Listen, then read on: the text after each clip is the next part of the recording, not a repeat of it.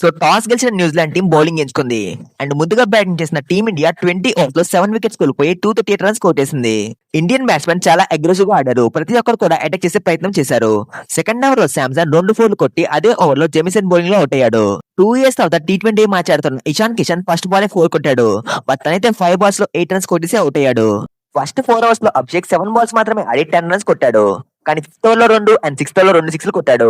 Glenn Phillips చేసిన 8th over లో వరుసగా 3 4లు కొట్టాడు. అండ్ ఆ ఓవర్ లోనే 22 balls లో హాఫ్ సెంచరీ కంప్లీట్ చేశాడు. సూర్యకి అండ్ అభిషేక్ కి మధ్య 9 రన్స్ పార్ట్నర్షిప్ వచ్చింది. బట్ శాండర్ కి అగెన్స్ట్ గా సూర్యకి మంచి రికార్డ్ లేదు. అండ్ తన బౌలింగ్ లోనే 4th టైం అవుట్ అయ్యాడు.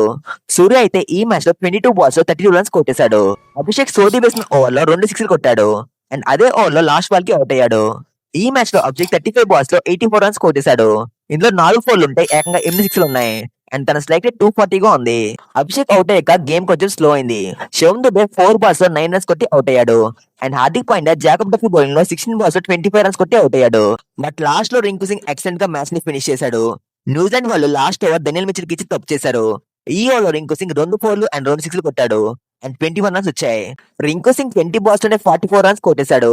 జాకబ్ డఫీ అయితే ఈ మ్యాచ్ లో ఎక్సలెంట్ గా బౌలింగ్ చేశాడు. తను 4 overs లో 27 రన్స్ ఇచ్చి 2 వికెట్స్ తీశాడు. ఈ ప్లేయర్ ని RCB team 2 crores base price కి తీసుకుంది. ఈ ప్లేయర్ పై ఆల్రెడీ వీడియో చేసాను, చెక్ చేయండి. తర్వాత బ్యాటింగ్ చేసిన న్యూజిలాండ్ టీం 190 రన్స్ మాత్రమే స్కోర్ చేసింది. దీంతో టీమిండియా 48 రన్స్ తేడాతో గెలిచింది. సర్ప్రైజింగ్లీ పవర్ ప్లే లో బుమ్రా కాకుండా హార్దిక్ పాండ్యా బౌలింగ్ చేశాడు. ఈ మూవ్ అయితే ఇనిషియల్ గా వర్కౌట్ అయింది, ఎందుకంటే తన ఫస్ట్ ఓవర్ లోనే వికెట్ తీశాడు. కానీ నెక్స్ట్ ఓవర్ లో రన్స్ లీక్ చేశాడు. హర్షదీప్ సెకండ్ బాల్ కి కాన్వే ని అవుట్ చేశాడు. వికెట్లు పడుతున్న ఒక ఎండ్ లో గ్లెన్ ఫిలిప్స్ ఒంటరి పోరాటం చేశాడు. తను 40 balls లో 78 రన్స్ కొట్టేశాడు. ఇందులో 4 4లు అండ్ 6 6లు ఉన్నాయి. అండ్ తన స్ట్రైక్ రేట్ 195 గా ఉంది. శివం దుబే వేసిన 12th ఓవర్ లో 2 6లు కొట్టాడు. అండ్ ఆ ఓవర్ లో 10 రన్స్ వచ్చాయి. అక్షర్ పటేల్ బౌలింగ్ లో 4 and 6 కొట్టాడు. But next ball K out అయ్యాడు. తను అవుట్ అయ్యాక మ్యాచ్ ఆల్మోస్ట్ కంప్లీట్ అయిపోయింది, ఎందుకంటే మిగతా ఏ బ్యాట్స్మెన్ కూడా అంతగా రాణించలేకపోయారు. శివం దుబే ఫస్ట్ 2 overs లో బాగా బౌలింగ్ చేయలేదు. బట్ లాస్ట్ ఓవర్ లో వచ్చి 3 రన్స్ మాత్రమే ఇచ్చి 2 వికెట్స్ తీశాడు. వరుణ్ చక్రవర్తి 2 wickets, Harshdeep and Hardik Pandya 1 wicket తీసుకున్నారు. ఈ మ్యాచ్ లో అద్భుతంగా రాణించి అందరినీ అబ్బురపరిచి న్యూజిలాండ్ ని అల్లాడించిన అభిషేక్ శర్మకి man of the match award లభించింది. సో మీకు ఏ ప్లేయర్ పర్ఫార్మెన్స్ నచ్చిందో కామెంట్ చేయండి. అండ్ వీడియో నచ్చితే లైక్ చేయకుండా పనులు కానీ హైప్ చేయండి. ఛానల్ సబ్స్క్రైబ్ పనులు కానీ గంట కొట్టండి. తెలుసు కదా మీ పకోడీ యాదవ్ గొడలి చెల్లి కొడుతున్నాను చేస్తలేవా, చేతనైతే చేస్తలేవా? తెల్లారుగా లేచి యూట్యూబ్ నీకు వీడియో రికమెండ్ చేస్తే లైక్ కొట్టి సబ్స్క్రైబ్ చేయవా?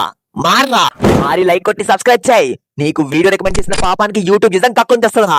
మారా మారా మారా మ్యాన్ కే రౌడే.